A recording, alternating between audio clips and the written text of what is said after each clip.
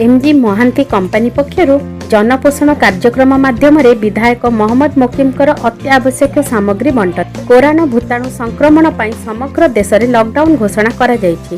तालाबंद जोगु कटक सहर बस्ती अंचल में बास करुथिबा गरीब खटिकिया दिन मजूरियांकर नाही नथिबा असुविधार सम्मुखीन होउचंती।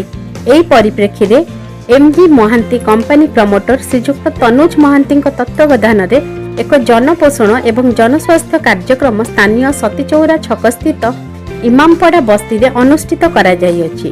एथिरे मान्यवर कटक बारबाटीर विधायक श्रीजुक्त इंजीनियर मोहम्मद मोकिम जोगदे 300 रु ऊर्ध्व परिवार को जनपोषण और जनस्वास्थ्य कार्यक्रम माध्यम बस्ती बासिंदा को 15 दिनिया राशन खाद्य एवं मास्क बंटन करथिले।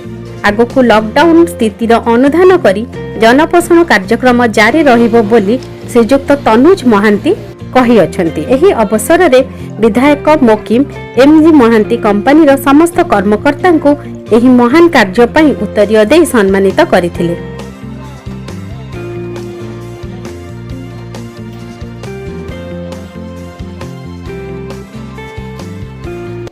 आज Messrs MG Mohanty company promoter Shri Tanuj Mohanty नेतृत्व में जनपोषण कार्यक्रम इमामपड़ा अनुष्ठित होपाखि 200 परिवार को 15 दिनिया राशन बैग आज जनपोषण माध्यम बंटन कर गत 1.5 मास पाखापाखि आम 3000 ऊर्ध्व 3500 पाखापाखि बैग आम राशन बैग डिस्ट्रीब्यूट कर लॉकडाउन टाइम आगू जदि लॉकडाउन बढ़ला तेज आउे बैग आम डिस्ट्रीब्यूट करूँ।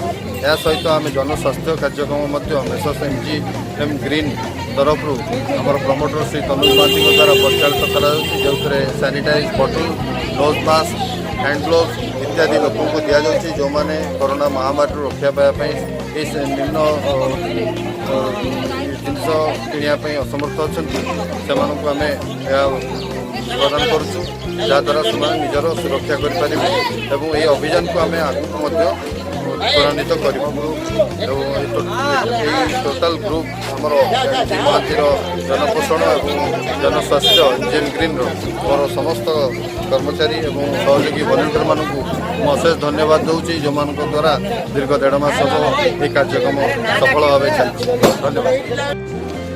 एमजी महांती ग्रुप को जहाँकर संस्था द्वारा आज आमर जनपोषण कार्यक्रम माध्यम अनुज बाबूंकर आभाक्तर एंटायर टीम ये उपस्थित रही इमामपड़ा बस्तीर प्राय 200 रु ऊर्ध्व परिवार को 15 दिन कंप्लीट किट राशन एवं सरंजाम एवं विथ मास्क सहित वितरण करा धन्यवाद जनाऊँ कटक सहरवासी तरफ सहर तरफ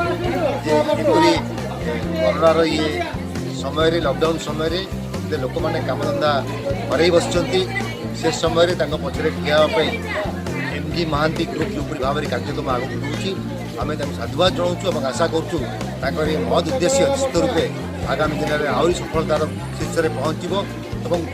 अनुष्ठान द्वारा गरीब खटिकिया मजूरिया जो मैंने दाना खंडिया पाइबापी हाहाकार हो मुहर दाना पड़ो और आगू उन्नति करेंगे। ये घड़ी मुहूर्त जो बदान्यता आम साधुवाद।